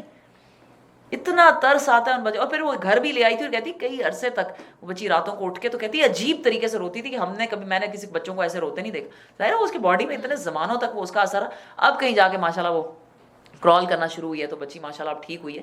تو یہ جو زمانہ ہم یہاں پہ دیکھتے ہیں, اور اس کے بعد جو اس سے بھی ایک بڑی ایک مصیبت جو آ گئی ہے کہ جی DNA ٹیسٹ سے پتہ چلتا ہے کہ جی آپ کا باپ کون ہے, اور پتہ چلا رہے ہیں کہ جی ماؤں کا ماشاءاللہ کیا حال ہے. اور میں سوچتی ہوں کہ یعنی آپ کے اندر سے بیسک مورل ویلیوز ہی ختم ہو گئی ہیں, کہ ایون بچے بھی یہ پرواہ نہیں کرتے کہ ہمارا باپ کون ہے, and they are fine with it. عورت نے اپنا کیا حشر کر دیا, ریلی کیا حشر کر دیا. اور اس کے بعد جو لڑائیاں چل رہی کنسنٹ کے اوپر, کہ جی نہیں میری جب تک کنسنٹ نہ, بھئی آپ اس حالت میں کنسنٹ دینے کے قابل ہیں, اور پوچھے گا کون, اور آپ کو پتا کیا چلے گا کہ ہوا کیا ہے میرے ساتھ. بہت زمانے کا برا حال ہے, یقین کریں ہمیں we need to go back to our basic values and traditions and our دین. اور یہ مت سمجھیں کہ مسلمان بچیوں کا یہ حال نہیں ہے, اور ہم یہ کہتے ہیں یہ سزائیں بڑی سخت ہیں جو دنیا میں ہو رہا ہے نا. اور پتہ نہیں ابھی تو اس کے اوپر انہوں نے ایسا پردہ ایک خوشنما ڈال کے رکھا ہے نا, ابھی دیکھیے کہ جب یہ پردہ ہٹنے والا ہے نا, بہت برا حال ہے. ابھی سے یہ می ٹو کی جو آپ کی موومنٹس چل رہی ہیں, اس کے بعد دنیا میں جو ریپ کا حال ہے, اور کیا دنیا میں ہو رہا ہے. یقین کریں اسلام اتنا خوبصورت مذہب ہے, اور جاہل وہ مسلمان ہیں جو اسلام کی سزاؤں کو ہی کہتے ہیں کہ یہ بڑی وحشیانہ سزائیں. سزاؤں کا یہ مطلب نہیں ہے کہ جو زنا کرے اس کو پکڑ کے مارتے جاؤ پکڑتے جاؤ مارتے جاؤ، یہ اللہ چاہتے ہیں. اللہ چاہتے ہیں خوبصورت معاشرہ ہو. اور سوچیں ذرا کہ اگر زنا اتنا عام ہو گیا اور مرد شادی ہی نہیں کرنا چاہتے، چلیں عورتیں بھی نہیں کرنا چاہتی، نقصان بعد میں کس کا ہوگا؟ یہ سنگل مدرز بن کے تو عورتیں ہی بیچاری بچوں کو لے لے کے پال رہی ہیں نا. مرد تو اکیلے جناب، وہ پھر ایک نہیں تو نہیں اور صحیح اور نہیں اور صحیح، وہ لگے ہوئے آپ کے پاس یہ بچہ بھی آ گیا اور آپ اس کو سنبھال بھی رہی ہیں اور اس کی پرورش میں ہی لگی ہوئی، اور یہ نظر نہیں آتا بچیوں کو. اور یقین کریں کہ اتنا برا حال ہے. اور یہ زنا کا اللہ سبحانہ تعالیٰ نے یہ جو ہمیں یہ کہا ہوا ہے کہ زنا کے قریب بھی نہ جاؤ، ولا تقربوا الزنا. اور ہم جس ہائپر سیکشول ورلڈ میں رہتے ہیں، یقین کریں ہمارے بچے اگر وہ نیک اور شریف ہیں ماشاءاللہ لا قوت الا باللہ، تو ہمیں تو ان کے اوپر نا صدقے وارنے ان کے جانے چاہیے کہ وہ اس معاشرے میں بھی ابھی تک شریف رہیں. کیونکہ اتنی کو سیکشولائز یہ ورلڈ ہے کہ ہر دوسری تیسری چیز کے اندر صرف انہوں نے یہی چیزیں بھر دی. اور یہ صرف شیطان کے ہتھ کنڈے ہیں. شیطان چاہتا ہے انسان کو ذلیل و خوار کر دے اور سڑکوں پہ لے آئے اور اس کا برا حال کرے. کتنا ضروری ہے ان باتوں پہ ڈسکس کرنا اپنے بچوں سے، ان سے، اور ان کو بتانا کہ زمانے میں کیا ہو رہا ہے، اور ان کے لیے ایسا انوائرمنٹ اور ماحول اور محبت اور سپورٹ اور دوستی ان کو پرووائڈ کریں. اللہ تعالیٰ ہمارے بچوں کو سنبھال کے رکھے. یقین کریں یہ بڑا ہی برا وقت ہے یوتھ کے اوپر یہاں پر ہر جگہ ہی. تو اصل بات یہ کہ ہمیں جو دین اللہ نے دیا ہے نا، اگر کبھی ہم اس پہ چلیں اور اس کی سزاؤں کو انفورس کریں اور اس کے اوپر ہم توجہ دیں، تو انشاءاللہ تعالیٰ دین جتنا پھیلے گا نا، یقین کریں، اور اس کی صحیح اویئرنیس، دین کی صحیح اویئرنیس پھیلے گی تو یہ برائیاں کم سے کم ہوتی جائیں گی، برائیاں کم سے کم ہوتی جائیں گی انشاءاللہ تعالیٰ العظیم. تو اللہ تعالیٰ چاہتے ہیں کہ جو ایول ہے نا، جسٹ نپ دا ایول ان دا بڈ، اس کو نکلنے سے پہلے ہی اس کو ختم کر دیا جائے. اسی لیے انشاءاللہ تعالیٰ آگے جو غد بصر کا، اپنی نظروں کو جھکا کے رکھو، اور کیا ہے، پردے کا حکم ہے. یہ سب چیزیں اسی لیے ہیں کہ اللہ سبحانہ تعالیٰ چاہتے ہیں کہ یہ چیزیں باہر ہی نہ نکلیں، ایسا ہو ہی نہ. ایک خوبصورت گھر ہو، ایک معاشرہ ہو جہاں پہ میاں بیوی آپس میں محبت سے رہ رہے ہیں، جہاں پہ بچہ بچی جو ہے وہ ماں باپ سے ان کی محبت ہے اور دوستی ہے، اور ایسا خوبصورت خاندان ہے جو اللہ سبحانہ تعالیٰ بنانا چاہتے ہیں. اور اس کے لیے سارے کے سارے احکامات اسی کے دیے گئے. بس بات یہ کہ دین سے دور ہو کر ہم نے اپنا یہ حشر کر لیا ہے. آج ہم اس جگہ، اس یعنی گڑھے میں کھڑے ہوئے ہیں کہ نہ ہم دین کے رہے ہیں نہ دنیا کے رہے ہیں. ہمارے ہاتھ میں نہ دنیا رہی ہے نہ دین رہا ہے. ہمیں ایسی جگہ پہ لا کر شیطان نے چھوڑ دیا ہوا ہے کہ سبحان اللہ ہم بری طرح ذلیل و خوار ہو چکے ہیں. ان لوگوں کے پاس چلو دنیا تو ہے نا، کم از کم دین تو نہیں رہا، لیکن چلو دنیا وہ بھی چلو تھوڑی حد تک ہی ہے. حالانکہ اندر سے بھی یہ جو لوگ جتنے یہ اندر سے باقی کھوکھلے ہیں، اور جتنے کو یہ یعنی ٹینس ہیں، جتنے کو یہ لوگ ہر وقت اینگزائٹی میں رہتے ہیں، جتنی کو یہاں پہ مینٹل پرابلمز اور ایشوز ہیں، وہ سب کچھ ہم لوگ دیکھتے ہیں سبحان اللہ. تو لیکن ہمارا یہ حال ہے کہ سب سے ہم اس لیے پتھیٹک ہیں کہ جیسے مولانا مودودی نے فرمایا تھا کہ مسلمان دنیا کی وہ خوش قسمت ترین قوم ہے کہ جن کے پاس اللہ کی کتاب اس کی اصل شکل میں موجود ہے، اور سب مسلمان ہی دنیا کی بدقسمت ترین قوم ہے جو اس کا فائدہ ہی نہیں اٹھاتے، اس پہ عمل ہی نہیں کرتے. آج اس اخلاقی تعطل کا ہم شکار ہیں سبحان اللہ. فواحش کی کثرت ہے، بے حیائی کی وبا پھیلی ہوئی ہے، خاندانی نظام برباد ہوا ہے. اگر صرف سورہ نور کو نافذ کر دیا جائے نا معاشرے کے اندر، تو یقین کریں حالات بہت بہت بہتر ہوتے ہیں. لیکن اصل یہ بات ہے کہ ایسا نہیں ہوتا کہ ایک جگہ پہ جا کر آپ بس زبردستی یہ اب قانون نافذ کر دیں. پہلے اس کے لیے آپ کو تھوڑی سی بیسکس لوگوں کو بتانی پڑتی ہیں، اس کے لیے تھوڑا ٹائم دینا پڑتا ہے، پھر جا کے یہ سزائیں نافذ ہوتی ہیں. اس کے اندر بھی یہ جو ہے زانی عورت اور زانی مرد دونوں میں سے ہر ایک کو 100 کوڑے مارو، اور ان پر ترس کھانے کا جذبہ اللہ کے دین کے معاملے میں تم کو دامن گیر نہ ہو. اگر تم اللہ تعالیٰ اور روز آخرت پر ایمان رکھتے ہو. یہ جو ہے اس کے لیے بھی ہمیں پتہ ہے کہ گواہوں کی ہمیں 4 گواہ چاہیے ہوتے ہیں، اور اس کے بعد یہ سزا جو ہے وہ دی جاتی ہے سبحان اللہ. اور یہ سزا جو ہے یہ فورنیکیشن کی ہے، یعنی ان میرڈ اگر آپ ہوں تو یہ سزا ہے. اگر کوئی میرڈ انسان یہ کرے، زنا کرے، تو اس کی سزا کیا ہے؟ رجم کی سزا ہے، اور وہ ہمیں حدیث سے ملتی ہے. اللہ تعالیٰ نے یہ اس نوبت، یہاں تک نوبت نہ پہنچے اس کے لیے اللہ تعالیٰ نے جو نظام بنائے ہیں اس میں ہمیں اللہ سبحانہ تعالیٰ نے بتایا ہے کہ مکس گیدرنگ نہیں ہونی چاہیے، اور انسان کے لیے اللہ تعالیٰ نے غض بصر کا حکم رکھا ہے. اس کے بعد پردہ جو ہے اور حیا کا ایک جو پورا سسٹم بنایا اللہ تعالیٰ نے وہ بتایا. اس کے بعد اللہ تعالیٰ نے کہا ہے کہ زنا کے قریب بھی نہ جاؤ. ایسے ناولز، ایسی فلمیں، ایسے ٹی وی پروگرامز، ایسی باتیں، ایسے جوکس، یہ سب جو ہوتی ہیں، یہ جو ظاہر کہ اس طرف لے کے جاتی ہیں، ان سب سے بھی اللہ تعالیٰ نے کہا انسان پرہیز کرے. اس کے بعد اسلامی معاشرہ قائم ہو جس میں اسلامی تعلیمات دی جائیں، اور لوگوں کو علم سکھایا جائے اور لوگ خود بھی علم حاصل کریں، دین کا بھی علم حاصل کریں اور دنیا کا بھی علم حاصل کریں، اور یہ بھی سیکھیں کہ ان چیزوں میں کتنی برائی ہے اور ان کے نقصانات کیا کیا ہیں، اور ان کو سزا دیتے وقت اہل ایمان کا ایک گروہ موجود ہو۔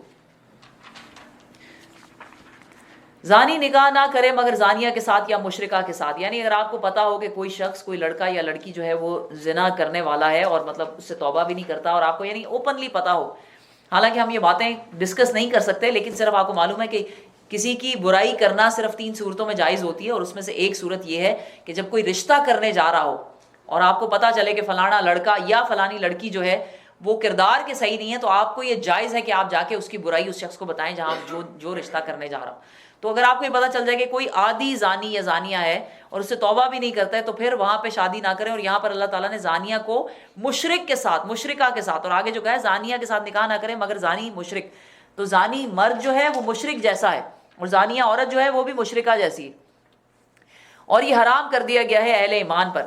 یہاں پر سچا واقعہ آپ کو بتاتی ہوں کہ اسی طرح ایک لڑکی تھی پاکستان سے، یعنی یہاں پہ ماؤں کو شوق ہوتا ہے کہ اپنے بچوں کی شادیاں کریں، پاکستان سے لڑکی لے کر آئے، خاص طور پہ ان ماؤں کو جن کو لگتا ہے کہ جی ہمارے بچے ٹھیک نہیں ہے، تو پاکستان سے لڑکی آئے گی تو کوئی بڑی نیک شریف ہوگی تو یہاں آ کے وہ ماشاءاللہ ہمارے بچے کو سنبھال لے گی۔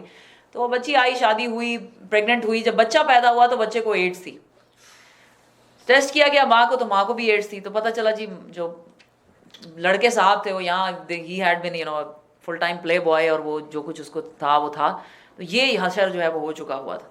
تو ایسے حالات میں اگر آپ کو پتا ہو کہ یہ حالات ہیں مطلب، تو آپ وہاں پہ رشتہ نہ کریں۔ زانی کے ساتھ اپنی بچی کا یا زانیہ کے ساتھ اپنے بچے کا رشتہ جو ہے وہ نہیں کرنا چاہیے اگر آپ کو معلوم۔ لیکن ہاں آگے اللہ تعالیٰ ہمیں بتائیں گے، اور یہ حرام کر دیا گیا ہے اہل ایمان پر۔ ہمیں تو آج کل کوئی فرق ہی نہیں پڑتا، نہیں جی کوئی فرق نہیں پڑتا، بچے تو یہ کام کرتے ہی رہتے ہیں، خیر don't do that, don't do that. لیکن جو پھر اللہ تعالیٰ کہیں گے کہ توبہ کر لے۔ اب آپ کو پتہ چلے کہ اگر کوئی ایسا کام کرتا تھا لیکن صحیح کیا وہ جوانی کی اس کی کچھ غلطیاں تھیں، اب وہ نیک ہو گیا اور اس نے توبہ کر لی ہے، اور خاص طور پہ جیسے کہ کوئی نان مسلم سے مسلمان ہوا ہے تو اب وہ پہلے ایسے کرتا رہا تھا، تو آپ اس کو منع نہیں کر سکتے، سمجھ میں آئی ہے؟ کیونکہ اسلام قبول کرنے کے بعد تو اس کے سارے گناہ دھل جاتے ہیں، اس کو آپ اس بیس پہ نہ نہیں کر سکتے کہ آپ یعنی پہلے یہ سب کچھ کرتے رہے ہوں گے تو ہم چلو جن سے رشتہ نہیں کرتے، نہیں، پھر آپ یہ نہیں کریں گے۔ اور جو لوگ پاک دامن عورتوں پر تہمت لگائیں پھر وہ 4 گواہ نہ لے کر آئیں اور ان کو 80 کوڑے مارو۔ امیجن اللہ سبحانہ تعالیٰ نے ایک تو یہ اس کو قذف کہتے ہیں، قذف کی سزا، کسی کے اوپر زنا کی الزام لگانا جو ہے وہ سخت بڑا گناہ ہے، مرد ہو یا عورت ہو۔ لیکن اللہ تعالیٰ کی محبت دیکھیں عورتوں کے ساتھ، کیونکہ ایک عورت کی سب سے زیادہ امپورٹنٹ چیز اس کی عزت ہوتی ہے، کہ اللہ تعالیٰ نے یہاں نہیں کہا کہ جو لوگ پاک دامن مرد یا عورتوں پر تہمت لگائیں، اللہ تعالیٰ نے عورت کو ہائی لائٹ کیا کہ عورتوں پہ خاص طور پہ، یعنی we have to be very careful when we talk about somebody else's daughter or mother or sister، یا ہم کسی ایکٹر ایکٹریسز کے بارے میں بھی بات کریں نا تو we have to be very careful۔ کسی کے اوپر آپ تہمت لگا رہے ہیں، وہ نہیں کہتے جی فلانے کا تو فلانے کے ساتھ افیئر ہے اور فلانی کو تو فلانی کے ساتھ چکر ہے، اور never utter those words۔ ہمارے لیے بہت چھوٹی ہیں، اللہ کے لیے بہت بڑی ہیں، اور اگر آپ اس کے اوپر 4 گواہ نہیں لے کر آتے تو ان کو 80 کوڑے مارے جائیں گے۔ اگر ہم یقین کریں کہ اگر ہم بیٹھ کے سوچنا شروع کریں نا کہ ہم نے زندگی میں کتنی بار کسی کے افیئرس کی باتیں کی ہیں، تو ہمیں تو پتہ نہیں 570 کوڑے لگنے چاہیے۔ اللہ ہی ہیں ہمیں معاف کرنے والے، بغیر ہم گواہی کے ہم کسی کے اوپر، اور خاص طور پہ ایکٹر ایکٹریسز کے قصے تو ہم یوں بیان کر رہے ہوتے ہیں کہ جیسے ہم نے تو اپنی آنکھوں سے سب کچھ ان کا دیکھا ہو۔ Never do that. آپ کو نہیں پتا سچائی کیا ہے، حقیقت کیا ہے، اور پھر یہ کہ نہیں لائیں گے تو آپ کو 80 کوڑے مارے جائیں گے۔ اور ان کی شہادت کبھی قبول نہ کرو، اور وہ خود ہی فاسق لوگ ہیں، سوائے ان لوگوں کے جو اس حرکت کے بعد تائب ہو جائیں اور اصلاح کر لیں، اللہ ضرور ان کے حق میں غفور الرحیم ہے۔ اس کے ساتھ میں آپ کو ایک واقعہ سناتی ہوں جو میں نے ایک بک میں پڑھا تھا، امام ابو حنیفہ کے زمانے کا، اور ظاہر ہے کہ حدیث میں سے نہیں ہے، اور یہ مطلب یہ واقعہ لکھا ہوا تھا، اس کی کوئی اوتھینٹسٹی اور مجھے نہیں معلوم، لیکن یہ میں نے بک میں پڑھا۔